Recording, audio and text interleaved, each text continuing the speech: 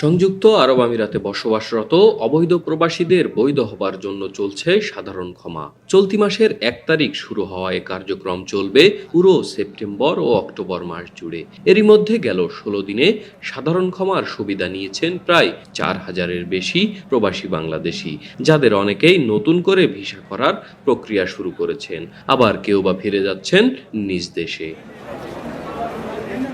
সাধারণ ক্ষমা শুরু হবার পর গত ১৬ দিনে ১০,৩৫৩টি পাসপোর্টের আবেদন জমা পড়েছে বাংলাদেশ কনস্যুলেট জেনারেল দুবাইয়ের পাসপোর্ট উইংয়ে। এর বেশিরভাগই ই পাসপোর্ট, আর কিছু রয়েছে এমআরপি।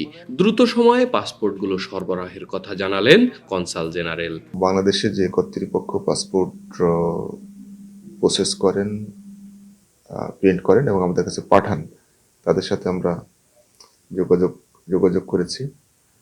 আমাদের মিটিংও হয়েছে এবং আমরা আশা করছি, মানে কর্তৃপক্ষ আমাদেরকে যে আশা দিয়েছেন যে এই সপ্তাহের মধ্যে, এই চলতি সপ্তাহের মধ্যে বেশিরভাগ পাসপোর্টই দুবাই পৌঁছে যাবে এবং আমরা সেবা প্রার্থীদের হাতে পাসপোর্ট পৌঁছে দিতে পারবো।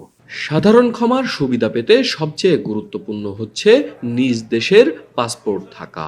এ ব্যাপারে অনেক আগে থেকেই কনসুলেটের পক্ষ থেকে পাসপোর্ট আবেদন, নবায়ন ও সংগ্রহের ব্যাপারে তাগিদ দেয়া হচ্ছিল। দায়িত্বশীলরা বলছেন, আমরা চাই সাধারণ ক্ষমার সুযোগ থেকে যেন কেউ বঞ্চিত না হন। এ অনুযায়ী ৩০ সেপ্টেম্বরের মধ্যে সাধারণ ক্ষমা প্রত্যাশীদের সব ধরনের পাসপোর্ট আবেদন চায় কনসুলেট। আমরা সবাইকে রিকোয়েস্ট করেছি যাতে তারা আগেভাগেই পাসপোর্টের জন্য আবেদন করে দেন, যাদের পাসপোর্ট প্রয়োজন এই অ্যামনেস্টির সুযোগ গ্রহণ করার জন্য।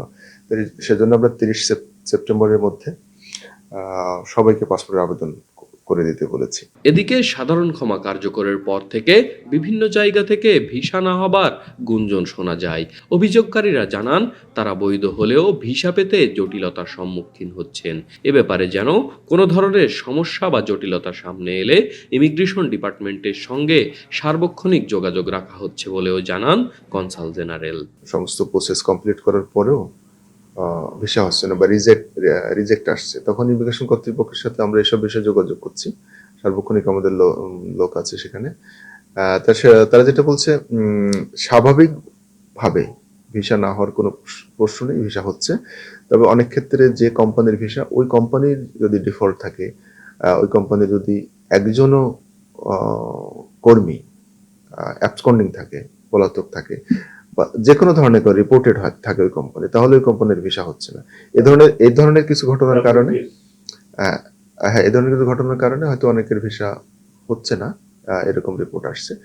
বাট যাদের সবকিছু ক্লিয়ার আছে তাদের ক্ষেত্রে কোনো ধরনের সমস্যা নেই, তাদের ভিসা হচ্ছে। ধারণা করা হচ্ছে, এবারে সাধারণ ক্ষমার সুবিধা নিয়ে প্রায় ৫০,০০০-এর বেশি অবৈধ প্রবাসী বৈধ হবার সুযোগ নেবেন, যারা চাইলে নতুন করে ভিসা গ্রহণের মাধ্যমে থেকে যেতে পারবেন নিজ কর্মস্থলে, কিংবা কোনো প্রকার জেল জরিমানা ছাড়াই যেতে পারবেন নিজ দেশে। এই পরিস্থিতিতে দ্রুততম সময়ে পাসপোর্ট সরবরাহ ও যথাযথ কনসুলার সেবাই এই কার্যক্রমের অন্তরায়। এস এম সাফায়েত, রূপালী বাংলাদেশ, দুবাই, সংযুক্ত আরব আমিরাত।